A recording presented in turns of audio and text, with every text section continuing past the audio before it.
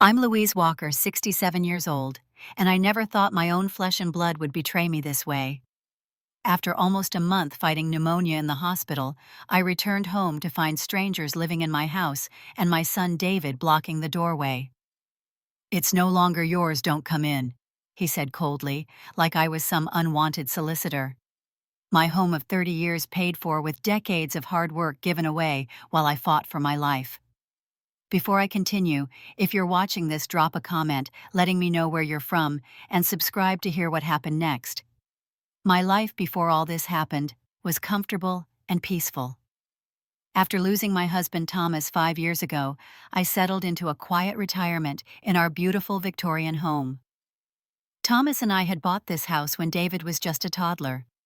We'd spent 32 years here renovating every inch with our own hands, planting the garden together, and filling each room with memories.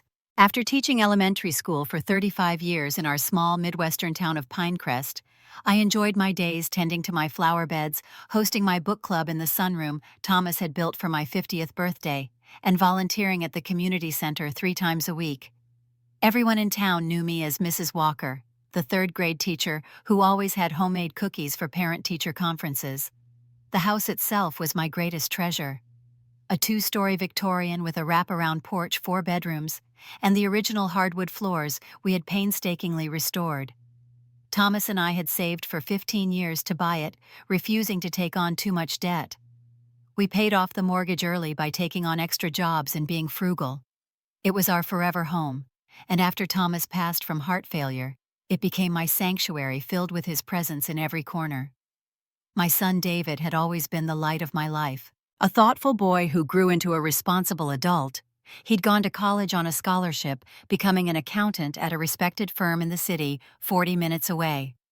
We'd always been close, speaking on the phone several times a week and having Sunday dinner together regularly. That all changed 3 years ago when he married Natalie. From the beginning, there was something about Natalie that made me uneasy. She was polite enough to my face, but had a way of making subtle comments that stung. "This house is so big for just one person, Louise," she would say, or, "All these antiques must be worth a fortune. Have you thought about selling some?" She would run her fingers over my furniture with a calculating look that made me clutch my wedding ring. Natalie came from a large family with obvious financial struggles. Her father had been laid off from the factory 5 years earlier and hadn't found steady work since. Her mother worked 2 jobs, and they had 3 other adult children still living at home in their small rental house. I tried to be welcoming, inviting them for holidays and making an effort to connect, but there was always tension beneath the surface. After the wedding, I noticed David changing. His visits became less frequent and always felt rushed.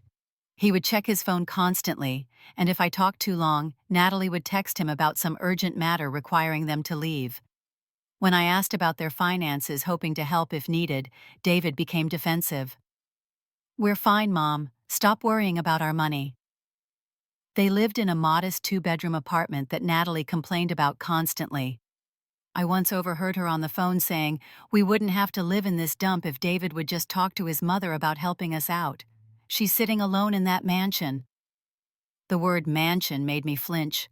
My home was comfortable but hardly extravagant. It was paid for with decades of hard work and careful saving. I tried maintaining our relationship despite these tensions. I sent birthday cards with generous checks that received only cursory thank you texts. I offered to help them with a down payment on a house, but Natalie wanted something they couldn't afford, and David seemed embarrassed by the whole conversation. The distance between us grew, though I tried to bridge it with love and understanding. The pneumonia struck suddenly in January. What started as a simple cold rapidly deteriorated until I was struggling to breathe. I remember feeling dizzy while watering my plants, and then nothing until I woke up in the hospital. My neighbor Martha had found me collapsed in the living room when she came to drop off a book she'd borrowed. She called the ambulance and saved my life. The first week in the hospital remains a blur of faces, machines, and pain.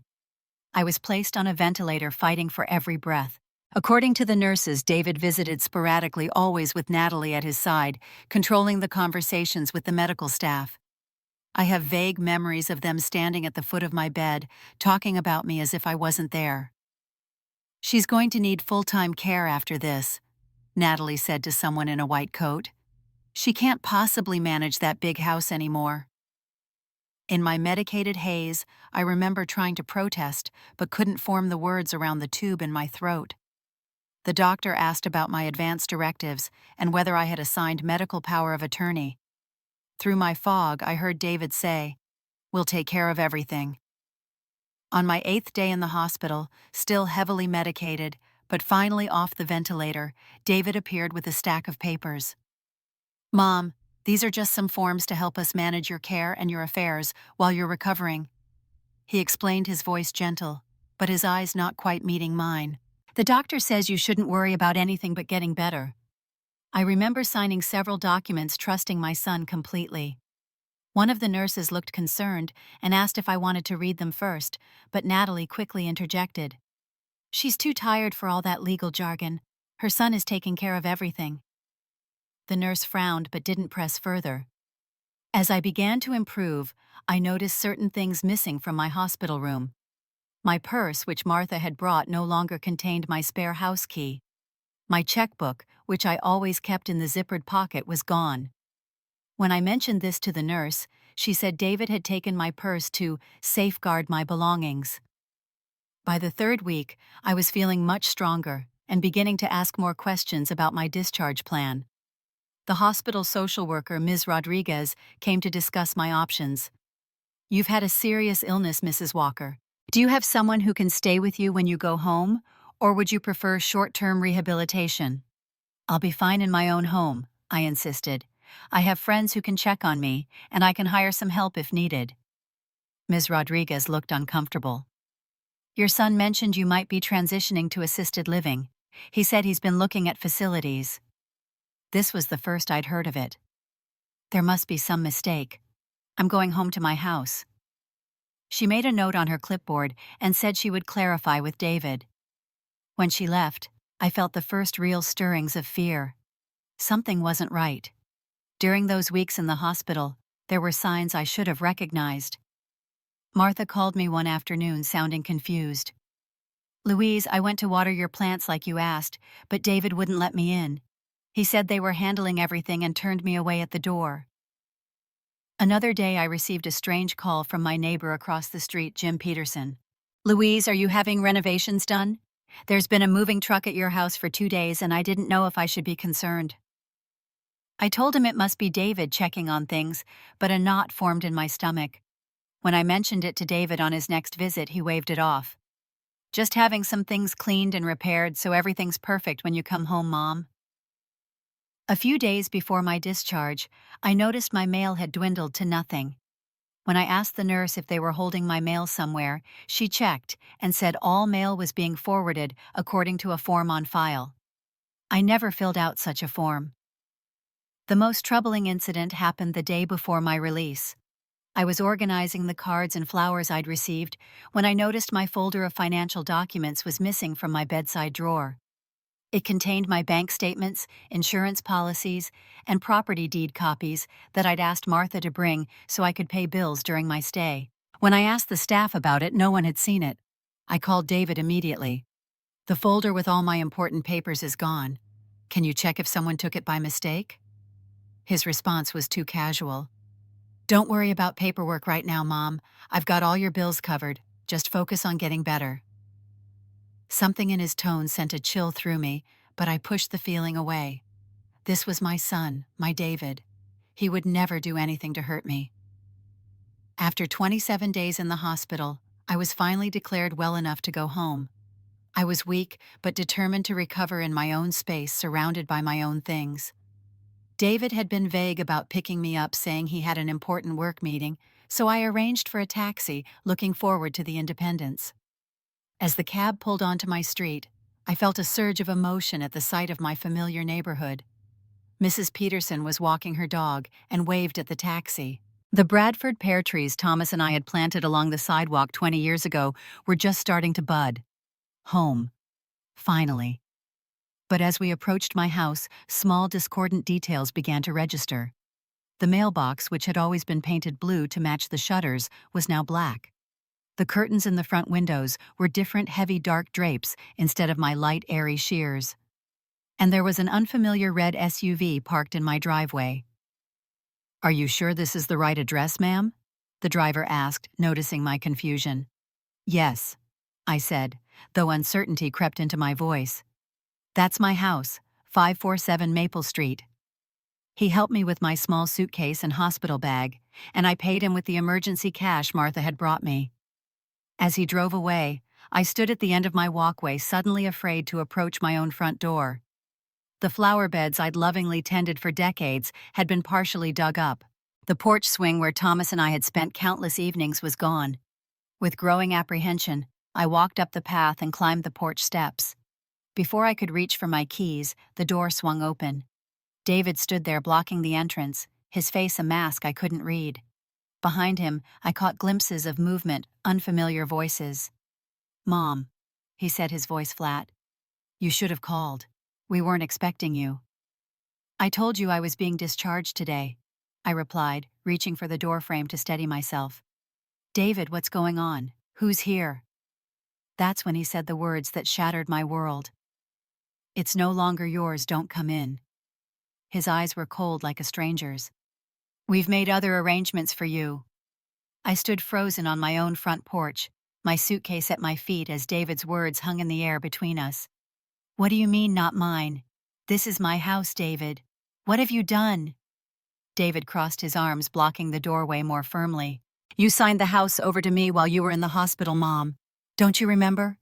It was part of protecting your assets in case you needed long-term care." Behind him, Natalie appeared, a smile that didn't reach her eyes plastered on her face. "Louise, we thought you were going straight to Sunny Pines Assisted Living.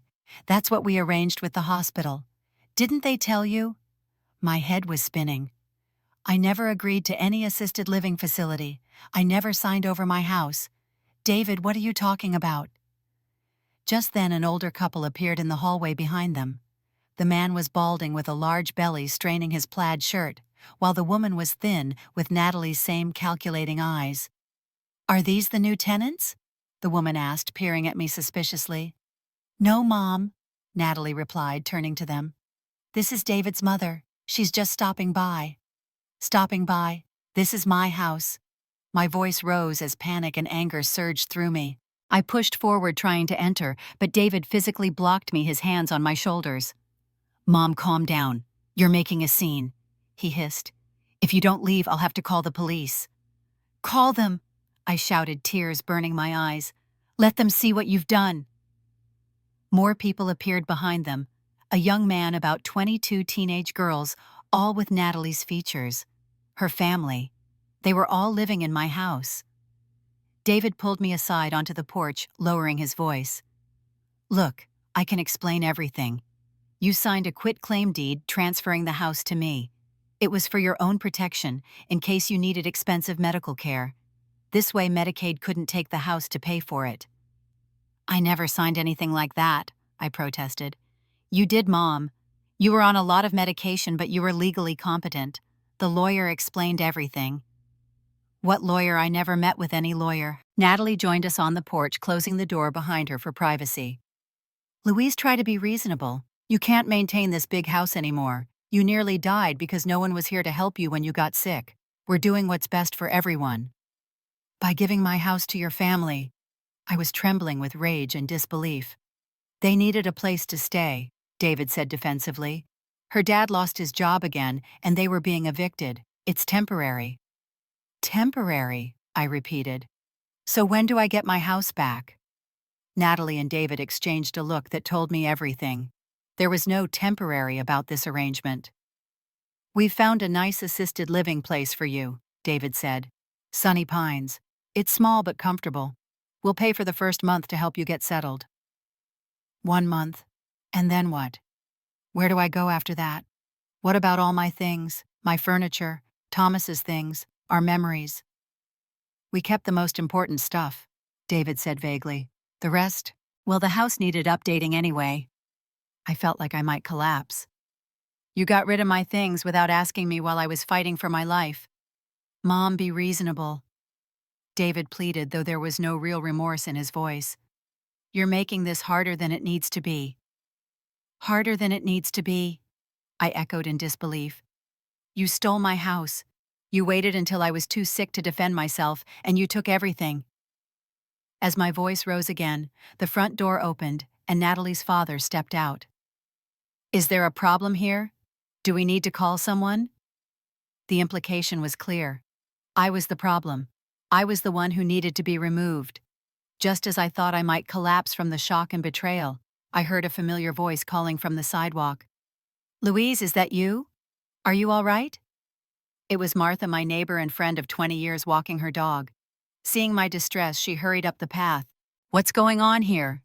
David started to speak, but I cut him off. They've taken my house, Martha. David claims I signed it over to him in the hospital, and they've moved Natalie's entire family in. They won't let me in my own home. Martha's kind face hardened as she looked between David and me. Is this true? You took your mother's house while she was ill? It's complicated, David muttered. Mom agreed to this arrangement. She's just confused from all the medication. I'm not confused, I said, my voice breaking. I never agreed to any of this. Martha put a protective arm around my shoulders. Louise is coming with me, and David expect to hear from authorities about this. What you've done is elder abuse, plain and simple. As Martha guided me away, I looked back at the house that held my entire life. The bay window, where I'd watched countless sunsets, the porch swing Thomas had hung when we first moved in the garden I'd tended for decades. All of it stolen from me in an act of betrayal I could never have imagined. That night, I sat in Martha's guest bedroom, surrounded by borrowed nightclothes and toiletries, my hospital bag the only possession I had left in the world. The reality of my situation hit me with crushing force, and I broke down completely. Martha held me as I sobbed, her retired nurse's instincts kicking in as she monitored my breathing to make sure my still recovering lungs weren't compromised by my grief. How could he do this? I kept asking through my tears. My own son. How could he do this to me? Martha had no answers, only compassion and a spare bed. But as I lay awake that night staring at her unfamiliar ceiling, my grief began to harden into something else: resolve. David may have thought he was dealing with a weak, easily manipulated old woman. He was about to discover how wrong he was. The morning after my devastating homecoming, Martha made me breakfast and then immediately went into action. Her son-in-law, Robert, was an attorney specializing in family law. One phone call from Martha, and he agreed to see me that very afternoon. Bring whatever documentation you have, he instructed over the phone. Medical records, property deeds, any communications with your son or the hospital staff. Documentation. The word hit me like a punch to the stomach. I don't have anything, I realized aloud. All my papers were either at home or in that folder that disappeared from my hospital room. Martha squeezed my hand. We'll start from scratch then. Robert's office was warm and inviting, with plants in every corner and family photos on his desk.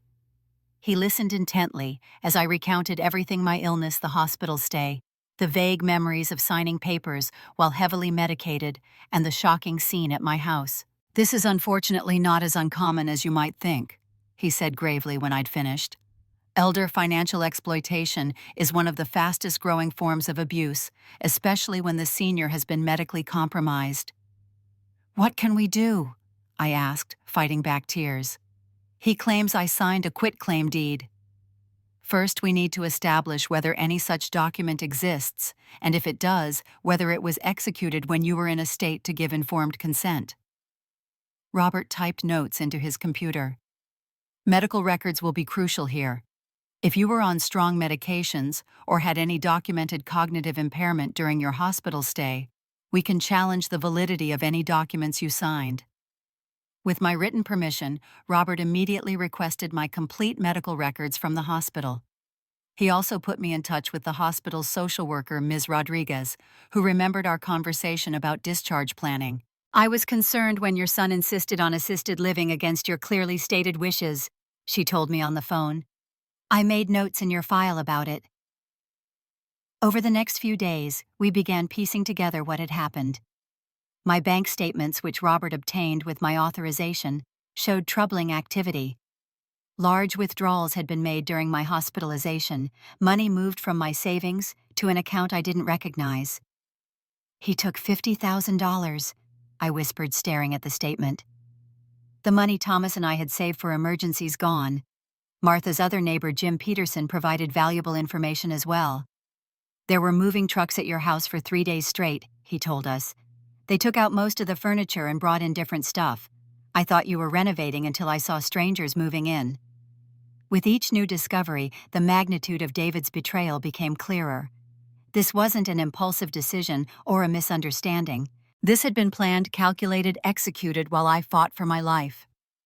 The most devastating revelation came when Robert obtained a copy of the supposed quitclaim deed from the county records office. It existed.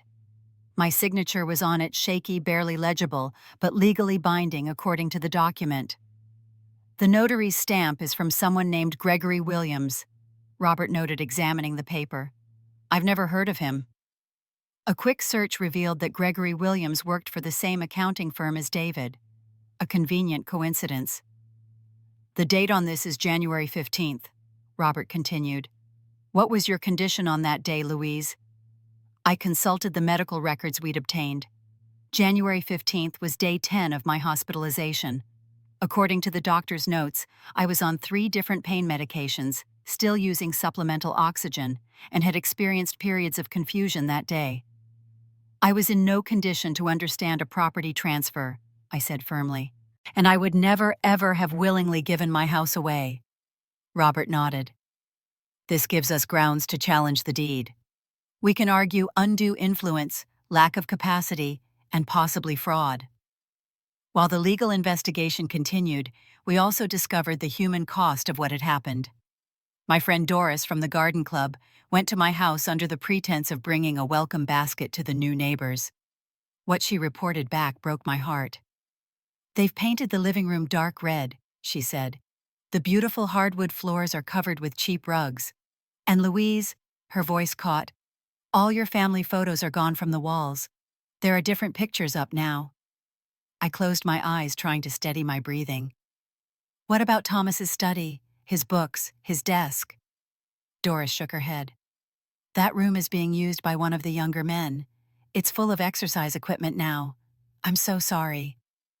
The theft of my home was devastating enough, but the erasure of my life there, the memories, the carefully chosen furniture, Thomas's precious belongings, felt like another death to mourn. Martha found me later that evening sitting silently in her guest room, holding the only photograph I had, left a small picture of Thomas I kept in my wallet. It was faded and creased, but his kind eyes still looked back at me, giving me strength. "What are you thinking, Louise?" she asked gently. "I'm thinking that David underestimated me." I replied, my voice steadier than I expected. "He thought I was just a sick old woman who would accept whatever he decided for me. He forgot who raised him." Martha smiled. "There's the Louise Walker I know, the one who organized the entire school's protest when they tried to cut the music program. The one who nursed Thomas through 2 years of heart failure without ever complaining." "That's right," I said, standing up straighter. "And I'm not going to let them take everything I've worked for. Not without a fight." Robert called the next morning with news. "I've spoken to a colleague who specializes in elder law and financial exploitation. She wants to meet with you today. And Louise, she thinks we have a very strong case." Judith Barnes was a formidable woman in her early 60s, with short silver hair and penetrating eyes. Her office walls were covered with certificates and awards for her work in elder advocacy. "What your son did is textbook exploitation," she said after reviewing our evidence. "The timing of the property transfer, your medical condition, the disappearance of your personal documents, the rapid movement of assets, it all points to a deliberate plan to defraud you." "What are our options?" I asked. "We file for an emergency injunction immediately to prevent any further transfer of assets or property. We petition to invalidate the quitclaim deed based on your medical incapacity at the time of signing. And we consider criminal charges for elder financial exploitation." Criminal charges. The words hung heavily in the air. My own son facing criminal charges. Despite everything, the thought brought me pain. "Is there any other way?" I asked quietly. Judith's expression softened slightly. We can attempt mediation first. Give them the chance to return your property and funds voluntarily before we escalate to criminal proceedings. But Mrs. Walker, given what they've already done, I don't want you to get your hopes up. I nodded, reality settling over me like a heavy blanket. Then we proceed. All of it, the injunction, the petition, everything. I want my home back.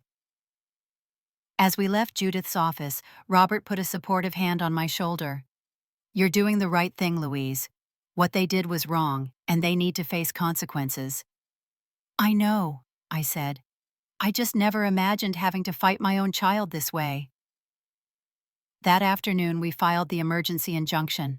By evening, a court officer had served papers to David and Natalie, formally notifying them of our legal action and preventing them from selling my house or removing any more of my possessions. The battle had officially begun. The days after filing the emergency injunction blurred together in a whirlwind of legal appointments, paperwork, and emotional upheaval. Each morning I woke up in Martha's guest room, momentarily confused about where I was before the crushing reality would hit me anew. My son had stolen my home and possessions while I lay fighting for my life in a hospital bed. 3 days after the papers were served, we had our first court hearing. It was a preliminary session to address the emergency injunction and set a schedule for the full case. I hadn't seen David since that terrible day on my porch, and I wasn't sure how I would react when I did. Martha drove me to the courthouse, her steady presence a comfort, as we walked through the imposing doors. Judith met us in the lobby, professional, and prepared with multiple folders of documents. Remember, stay calm no matter what they say, she advised me. The judge needs to see you as competent and rational. We entered the courtroom, and there they were, David and Natalie sitting with a thin man in an expensive-looking suit. David looked up as I entered, and for a brief moment our eyes met. I searched for any sign of remorse, any hint of the son I had raised, but his face remained impassive before he quickly looked away. The hearing proceeded with formal introductions. The judge, an older woman with shrewd eyes, reviewed our petition. Your Honor, Judith began, we're seeking to invalidate a quitclaim deed signed by Mrs. Walker during a period of documented medical incapacity. Mrs. Walker was hospitalized with severe pneumonia on multiple medications that affected her cognitive function and was in no condition to understand or consent to transferring her property. David's attorney countered immediately. Your Honor, Mrs. Walker signed the deed willingly. Her son was merely helping protect her assets from potential medical liens or nursing home costs. This was done with her best interests in mind. By moving his wife's entire extended family into her home without her knowledge or consent. Judith's voice was controlled but razor sharp. By removing her possessions and denying her access to her own property upon discharge from the hospital. How exactly was that in her best interest? The judge looked over her glasses at David and his attorney. I'd like to hear more about the circumstances of this deed signing. Who was present? Was Mrs. Walker provided independent legal counsel? David's attorney shifted uncomfortably. Her son explained the document to her. She understood what she was signing. While on 3 different pain medications and experiencing documented periods of confusion, Judith interjected, handing the judge copies of my medical records from that day. As you can see, Your Honor, Mrs. Walker's medical chart specifically notes, patient periodically disoriented to time and place on the very day this deed was supposedly executed with her informed consent. The judge reviewed the records, her expression growing increasingly troubled. She then looked directly at me. Mrs. Walker, did you intend to transfer ownership of your home to your son? Absolutely not, Your Honor, I said clearly. I love my home. My late husband and I paid off that mortgage early by working extra jobs for years. Every corner of that house holds memories of our life together. I would never give it away, especially not without making arrangements for my own future. The judge nodded and turned to David. Young man, what exactly did you tell your mother she was signing? David shifted in his seat. I told her it was paperwork to help manage her affairs while she was recovering. I did explain it was a property transfer, but maybe she didn't fully understand the implications. Did you suggest she consult with her own attorney before signing? the judge pressed. David's silence was damning. After hearing both sides, the judge made her initial ruling. I'm extending the temporary injunction pending a full hearing. No property is to be sold or additional possessions removed from the home. Furthermore, I'm ordering an independent evaluation of Mrs. Walker's current cognitive status to establish her present capacity. As we prepared to leave, David approached me in the hallway, Natalie hovering nervously behind him. Mom, can we talk? Please? His voice had lost some of its confidence from our last encounter. Judith stepped between us. Any communication should go through counsel, Mr. Walker. She's my mother, David protested. And you violated her trust in the most fundamental way possible, Judith replied coldly. If you have something to say, have your attorney contact me. As we walked away, I heard Natalie hissing at David. I told you this would happen. We should have waited until she... The rest of her sentence was lost as the heavy courthouse door closed behind us. Back in Martha's car, I finally let the tears come. The clinical nature of the courtroom had helped me maintain composure, but seeing David so familiar, yet so changed, had cracked my carefully constructed facade. You did wonderfully, Martha assured me, passing me a tissue.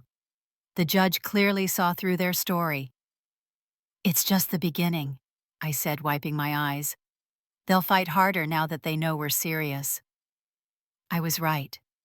The next day I received a call from an unfamiliar number. Thinking it might be related to the case, I answered. Mom, please don't hang up. It was David, his voice urgent. You have to understand, we were just trying to help you.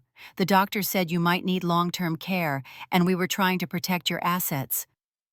By taking them for yourself, I asked, my voice steady, despite the pain blooming in my chest. It's not like that, he insisted. We can work something out.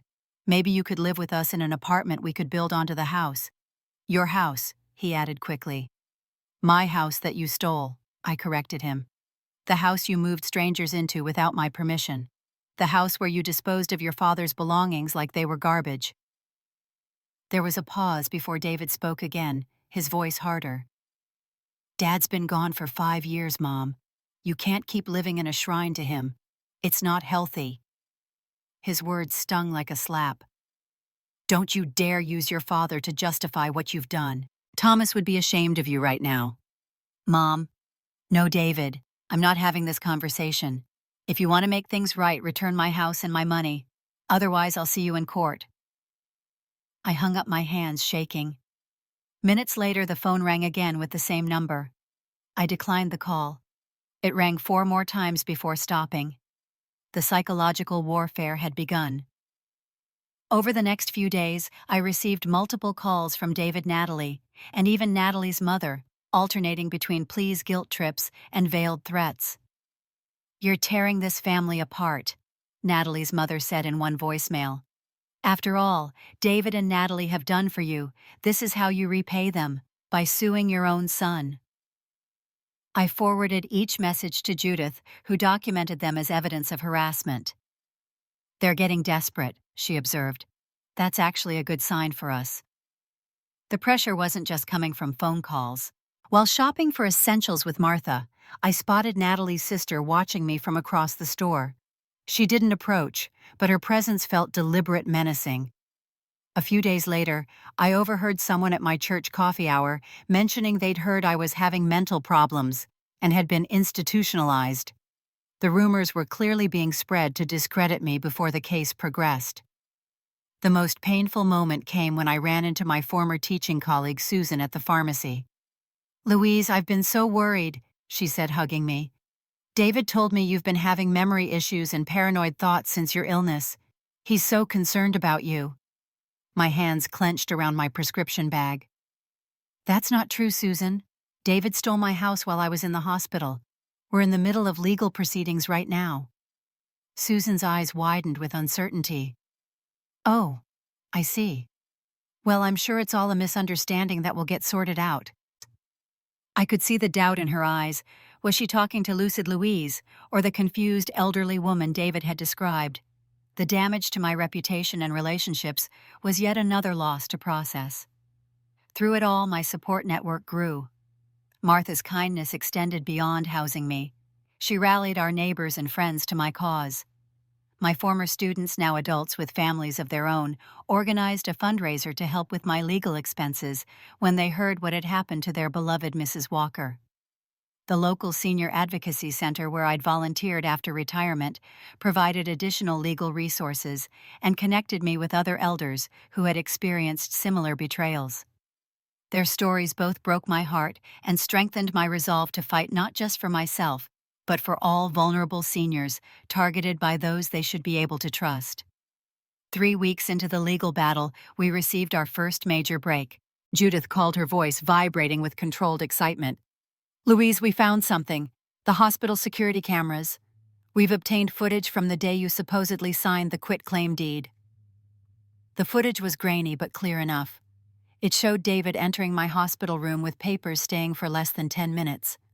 I appeared to be barely conscious, my hand guided by David's to sign. Most damning of all, there was no notary present, though the document had been notarized afterward. "This directly contradicts their claim that you were alert and fully informed," Judith said, "and the absence of the notary during the actual signing is textbook fraud." Armed with this evidence, we filed additional motions. The judge ordered a deposition from the notary, Gregory Williams. Under oath and faced with the video evidence, he admitted that he had not witnessed my signature. David had brought him the already signed document later that day. Mr. Walker assured me his mother had signed it willingly. He testified nervously. He said it was just a formality to help manage her affairs while she was ill. With this testimony, the case against David strengthened considerably. The judge expanded our motions to include a full accounting of all my possessions removed from the house and all financial transactions made in my name during my hospitalization. The next development came from an unexpected source. Natalie's younger sister, Amanda, contacted Judith directly. "I can't be part of this anymore," she said in a recorded statement. "What they did to Mrs. Walker was wrong. I want to testify about what I saw and heard." According to Amanda, Natalie had been planning this for over a year, ever since her parents received an eviction notice from their landlord. Natalie kept saying how unfair it was that Mrs. Walker had this big house all to herself while we were struggling. She convinced David that his mother was being selfish. Amanda described overhearing David and Natalie discussing how to get me to sign over the house. They waited until she was really sick. Natalie said it was perfect timing that no one would question it if they moved quickly. Most shocking was Amanda's revelation about my missing possessions. They didn't just store the furniture. They sold a lot of it. The antiques, the silver, some jewelry. David said his mom would never miss it, that she had too much stuff anyway. With Amanda's testimony and the fraudulent notarization evidence, the judge called an emergency hearing. This time, the courtroom was more crowded.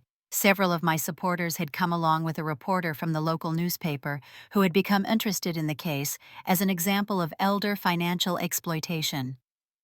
The judge's ruling was swift and decisive. Based on the evidence presented, I am invalidating the quitclaim deed effective immediately. Mrs. Walker remains the legal owner of the property. Furthermore, I am ordering all current occupants to vacate the premises within 72 hours. A full accounting of all removed property and funds must be submitted to the court within 7 days. She looked directly at David, her expression stern. "Mr. Walker, the evidence of fraud and exploitation in this case is substantial. I strongly suggest you begin making restitution immediately if you wish to avoid criminal charges." As the judge's gavel came down, I felt a weight lift from my shoulders. My house, my home was mine again. 7 days after the judge's ruling, I stood on the sidewalk outside my house, flanked by Martha Robert and a sheriff's deputy. The court had ordered a supervised return to ensure there would be no confrontation with David or Natalie's family, who had been given exactly 72 hours to vacate the premises. "Are you ready, Mrs. Walker?" the deputy asked kindly. I nodded, though my heart was pounding. I hadn't seen the inside of my home since that terrible day nearly a month ago when I'd been turned away at my own front door. What would I find inside? How much damage had been done to the place that held my heart? The deputy unlocked the door with the new key provided by the court.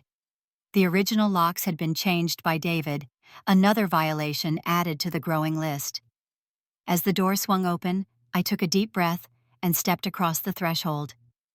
The smell hit me first, cigarette smoke and grease, so different from the lavender and lemon that had always been my home's signature scent. The entryway was eerily bare, the antique hall table and mirror that had welcomed visitors for decades now gone. The hardwood floors were scuffed and stained in places, showing signs of rough treatment and neglect. I moved slowly into the living room, Martha's steadying hand on my elbow. The beautiful sage green walls Thomas and I had painted together had been covered with a garish dark red, just as Doris had reported. The built-in bookshelves that once housed my beloved collection of classics were empty, except for a few discarded magazines and fast food wrappers. "They didn't even clean up before leaving," Martha muttered, her voice tight with anger. I couldn't speak as we continued through the house. Each room revealed new heartbreaks. The dining room where we had hosted countless family dinners was now crowded with mismatched furniture and stained carpeting. The kitchen had food crusted on the counters and a lingering smell of spoiled milk. Upstairs, my bedroom had been taken over by Natalie's parents. The four-poster bed that had been a wedding gift from Thomas's parents was gone, replaced by a cheap frame and mattress left unmade. The walls where our wedding portrait had hung showed only discolored patches. "Where are my things?" I finally managed to ask, my voice small in the hollow space. "We'll find out," Robert assured me. "The court ordered a full inventory. If they've sold anything, they'll have to account for it and compensate you." As difficult as seeing the house was, Thomas's study hit me the hardest. The room had been his sanctuary, with built-in mahogany shelves for his book collection, his grandfather's desk where he wrote letters and paid bills, and the comfortable leather chair where he'd sit reading late into the evening. Now it was unrecognizable, the shelves torn out to make room for weight equipment, the walls painted black, the hardwood floor covered with rubber mats that had left permanent indentations. I sank to my knees in that ruined space, overwhelmed by the violation. This wasn't just property damage. It was the deliberate erasure of Thomas, of our life together, of the legacy I had thought I would someday pass to our son. "I want to be alone for a minute," I whispered. Martha nodded understanding, and they stepped out, giving me space to grieve. In the emptiness of that room, I felt Thomas's absence more acutely than I had in years. "I'm so sorry," I whispered to his memory. "I couldn't protect your things." As I knelt there, something caught my eye beneath the edge of one of the rubber mats, the corner of a piece of paper. I pulled it out and found myself holding a photograph that had slipped between the floorboards. It was a picture of Thomas in his study, smiling at the camera, surrounded by his books. I clutched it to my heart, this one rescued fragment of our life together. When I emerged from the study, my tears had dried. In their place was a steely determination. This house, damaged, emptied, desecrated as it was still mine, and I would reclaim it, restore it, make it a home again. The deputy who had been documenting the condition of the house with photographs for the court record approached me. "Mrs. Walker, there's someone outside asking to see you. Says he's your son." My heart lurched. "David is here." "Yes, ma'am. I can send him away if you prefer." I considered for a moment. "No, I'll speak with him. But out on the porch, please." David was standing at the bottom of the porch steps, hands in his pockets, shoulders hunched. He looked smaller somehow, diminished. When he saw me, he straightened up, his expression a mixture of defiance and something that might have been shame. "Mom," he began, taking a step forward. I held up a hand, stopping him. "Stay there, David." He halted, his eyes scanning my face. "I just wanted to explain." "Explain what?" I asked quietly. "Explain how you waited until I was too sick to defend myself, then stole my home. Explain how you erased every trace of your father from this house. Explain how you were willing to leave me with nowhere to go after a life-threatening illness." "It wasn't supposed to happen like that," he said, his voice strained. "Things just got out of control. Natalie's family needed a place to stay, and you thought I wouldn't fight back," I finished for him. "You thought I was just a helpless old woman who would accept whatever you decided for me. He looked away, unable to meet my eyes. I'm sorry, Mom. I really am. I made a terrible mistake. I let Natalie push me into something I knew was wrong. Don't blame Natalie entirely, I said firmly. You're an adult, David. You made your choices. I know, he admitted. And I'll make it right. I'll pay for all the repairs, replace everything that was sold. The court will determine restitution, I interrupted. This isn't about money or possessions, David. This is about trust. You were my son, the person I trusted most in the world, and you betrayed me in the worst possible way. His eyes filled with tears. We're past tense. I looked at this man, this stranger wearing my son's face, and felt a profound sadness. I don't know who you are anymore, David. You're not the son I raised. Mom, please. I need time. I said, my voice softening slightly. A lot of time. What you did can't be undone with an apology, or even with restitution. Some damage can't be repaired. Will you ever forgive me? He asked, his voice breaking. I considered his question carefully. I don't know. That's the honest answer. Right now, I need you to leave me in peace to rebuild what you destroyed. If there's ever to be any kind of relationship between us again, it has to start with you respecting that boundary. He nodded slowly, tears streaming down his face. I understand. But Mom, I want you to know I do love you. Even though I did this terrible thing, I never stopped loving you. Love doesn't take away someone's home, David, I replied gently. Love doesn't exploit vulnerability or erase memories. Whatever you feel for me, it wasn't love that guided your actions. He stood there a moment longer, seeming to wait for something more, forgiveness perhaps, or some sign that everything would eventually be all right. But I had no more words for him. With a final nod, he turned and walked to his car. As he drove away, Martha joined me on the porch. Are you okay? No, I answered honestly. But I will be. Over the next few weeks, the legal process continued. The court ordered David and Natalie to provide a complete inventory of everything removed from my house. The list was heartbreaking furniture, artwork, silver china, even family photographs and albums had been either taken by Natalie's family or sold. My financial audit showed that beyond the $50,000 initially discovered, missing another $30,000 had been withdrawn from various accounts using the power of attorney I had signed in the hospital. The court ordered full restitution, plus additional damages for emotional distress and the cost of repairs to my home. Criminal charges for elder financial exploitation were considered, but in the end, I chose not to pursue them. Not out of forgiveness, but because the public humiliation of a criminal trial would have punished me as much as David. The civil judgment was entered into public record, however, ensuring that his actions would not be completely hidden. Rebuilding my home became my healing process. Friends and neighbors helped clean and repaint. Former students organized weekend work parties to repair damage and restore the garden that had been neglected. Martha's son-in-law, Robert, connected me with a restoration specialist who helped undo the worst of the structural changes Natalie's family had made. Some things could never be replaced. Thomas's first edition books, the handcrafted desk from his grandfather, our wedding album full of photos that existed nowhere else. Those losses I had to accept and grieve. But other treasures returned in unexpected ways. A local antique dealer reading about my case in the newspaper recognized some of my furniture that had been sold to his shop and returned it at cost. My neighbor Jim discovered my grandmother's silver tea service at a pawn shop and bought it back for me as a homecoming gift. Most precious of all was the discovery during repairs to the attic of a box of Thomas's journals that had been overlooked in the ransacking. Reading his words again, I felt his presence return to our home, helping me reclaim the space that had been violated.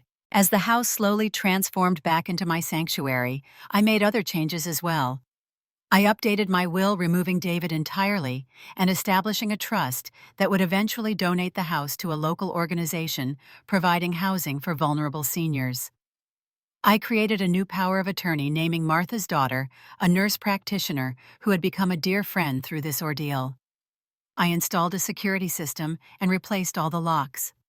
Perhaps most importantly, I began working with the Senior Advocacy Center that had supported me sharing my story to help other elderly individuals protect themselves from financial exploitation. My case, with its clear evidence and decisive legal outcome, became a teaching tool for law enforcement, healthcare workers, and financial institutions on recognizing and preventing elder abuse. 6 months after reclaiming my home, I hosted a garden party for everyone who had helped me through the darkest time of my life. The house wasn't exactly as it had been before. Some things were irretrievably lost, and other spaces had been reimagined in new ways that reflected my current life rather than my past. But standing on my porch watching friends laugh and talk among the flowering beds that Thomas and I had planted decades ago, I felt a profound sense of peace and ownership. My home was truly mine again, not just legally, but spiritually. The walls that had witnessed my joy and sorrow for over 30 years still held those memories even beneath new paint. The floors that had supported my family's footsteps for generations still carried that history, despite their new scratches and scars. I had learned through bitter experience that a house is more than wood and plaster. It is a vessel for life itself, for the accumulation of memories and experiences that make us who we are. David had tried to steal not just my property, but my past, my identity, my security. In fighting to reclaim my home, I had reclaimed myself not as a victim, but as a survivor. As for David, we had no contact beyond what was legally required for the restitution process. I heard through Martha that he and Natalie had separated the stress of the legal proceedings and financial penalties, apparently too much for their marriage. Part of me felt sad for the son I had lost, but a stronger part recognized that he had made his choices and would have to live with their consequences just as I had lived with mine. 1 year after returning to my home, I sat in Thomas's study, restored now, though different, reading one of his recovered journals by the window. Outside, spring was bringing new life to the garden. Inside, peace had finally returned to my heart. The house around me stood as testimony, not just to what I had lost, but to what I had fought for and won: my dignity, my independence, my home. If you're facing the betrayal of someone you trusted, remember that age doesn't determine strength. Sometimes the hardest battles come when we least expect them, from the people we thought would never hurt us. But standing up for yourself isn't just about getting justice, it's about reclaiming your power and your peace. Have you ever had to fight for something that was rightfully yours? Share your story in the comments below. If this resonated with you, please like and subscribe to hear more stories of resilience and recovery. And remember, no matter what you're facing, you're stronger than you think. Thank you for listening, and may you always find your way home.